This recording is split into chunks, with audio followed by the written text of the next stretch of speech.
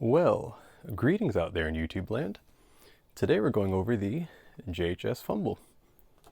I figure if you're here, you've probably seen some of the bigger content, so we're going to have a sort of technical discussion, hopefully to contribute something different to the YouTube land.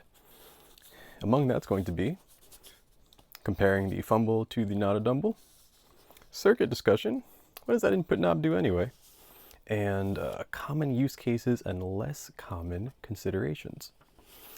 And without further ado, let's get this going.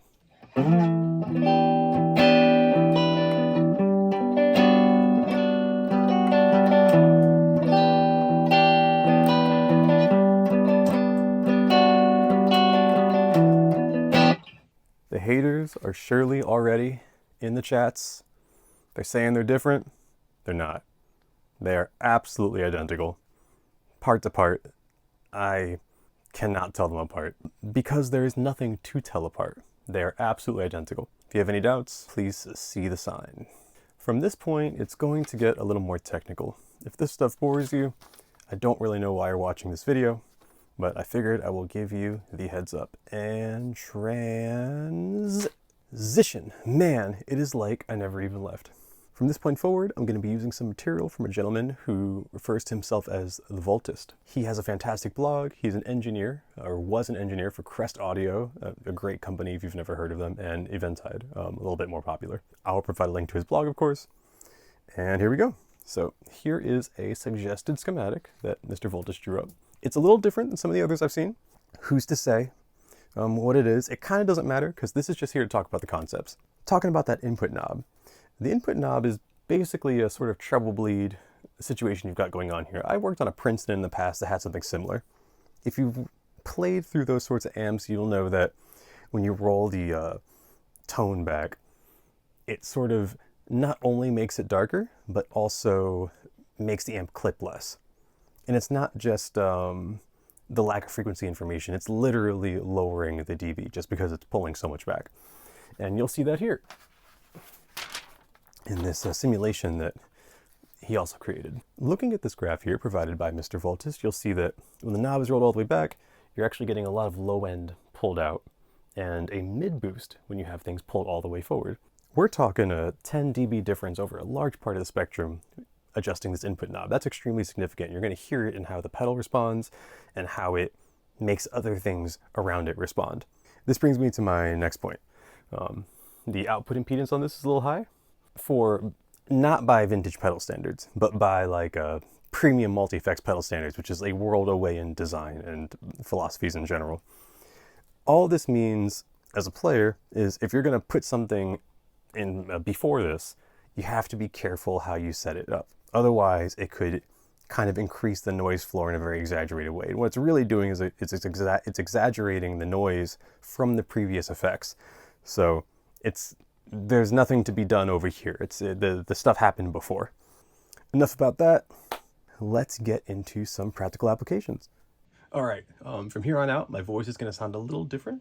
I'm just going to ask for a little grace with that, just because this will help me capture the guitar the way I want to kind of make these points. All right, moving on.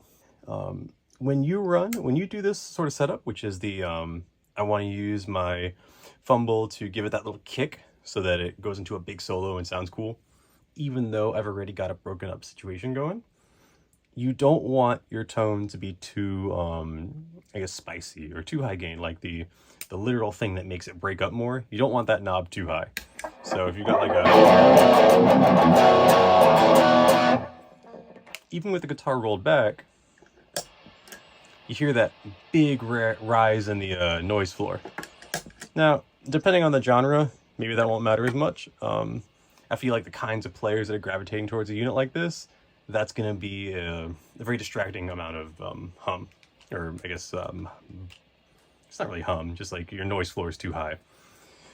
So when people generally are doing this kind of situation, maybe they're using a lighter breakup. I just switched this over to batter out of the troop mode, which is like everything at once, super crazy.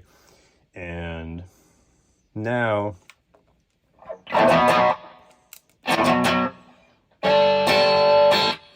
when I engage this, it's going to make things louder.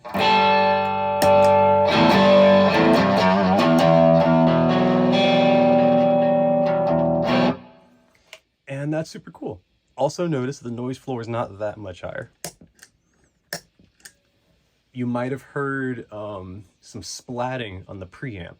If this is directly, well, I guess it's not directly in front, but if this thing has the final say, it gets very loud. It can cause stages of your amplifier to break up that maybe aren't the part that's supposed to break up, like that very first tube on some amps, and in this case, the very first op amp on my L5. It's got a great situation for distortion after, but if this hits it too hard, you're kind of, it's too much. You get like a splatty thing going on. Just something to consider as you use this. A compressor in between, or just rolling back that output would make a big difference with that. And it prevents that situation. All right, let's try the other way around. All right, this setup is a little closer to how I would probably use it. This is using it in the front. So you've got your, turn that off. It's not just louder. These pickups are kind of quiet, but it just adds a nice sparkle to it. JFETs will do that because of the higher impedance, which can be desirable on the way in, depending on your sources. Anyway, you could use it as an always on more gooder, or you could run it into something like this. I'll put this in a more conventional setting, like your kind of the Bad Monkey, which is basically a tube screamer, a riff on a tube screamer, right?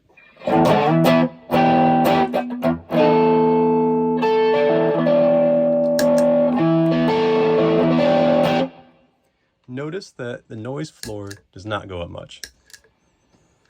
Even if you crank this, that's a lot of juice, like an impractical amount of juice.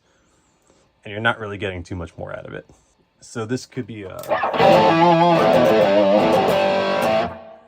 So maybe you're hearing hum, but as soon as the guitar comes in, I'm sure you can understand the difference in that volume level. It's enough that it wouldn't matter in a live context, or really even a studio one, I guess, depending on the genre or whatever.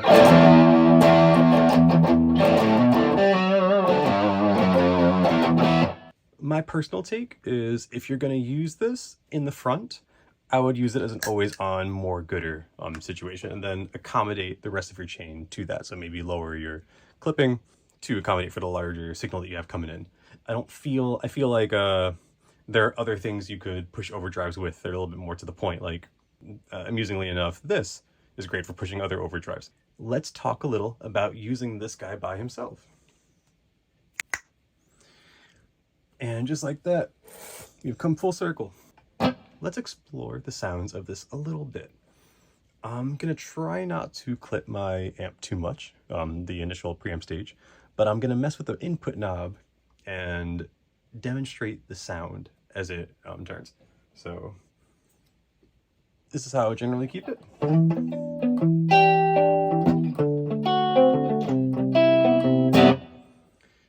I'll hold a chord out and you can kind of hear the input knob.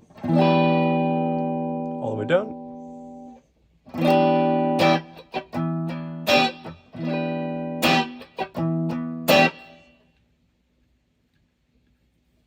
All the way up.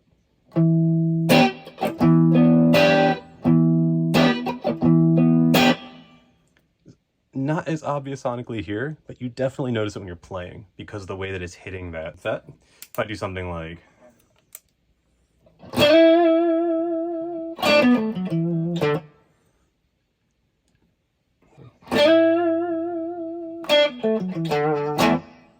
So you could hear that it just kind of peters out a little faster as opposed to the extreme.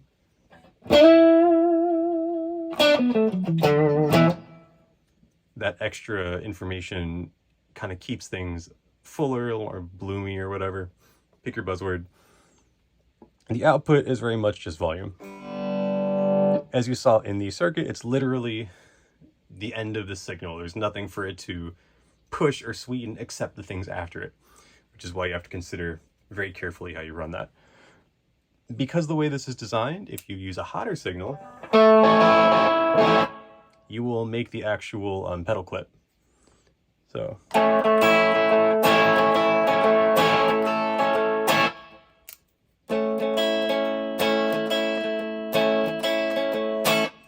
this is an example. That's like a medium high gain bridge humbucker. And you're getting a little...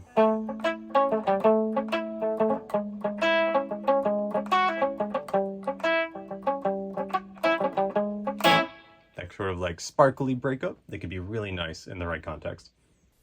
And with that, I want to say thanks for enjoying my brief foray out of YouTube retirement to give you a little something to chew on with this fumble. Fun stuff. Once again, thank you to the Voltist, and thanks to Uncle Doug, who I was kind of riffing on a little bit in the style of this presentation. He is one of my favorite creators, and he taught me all the foundational knowledge I know about tube amps. All right, well, thanks for watching.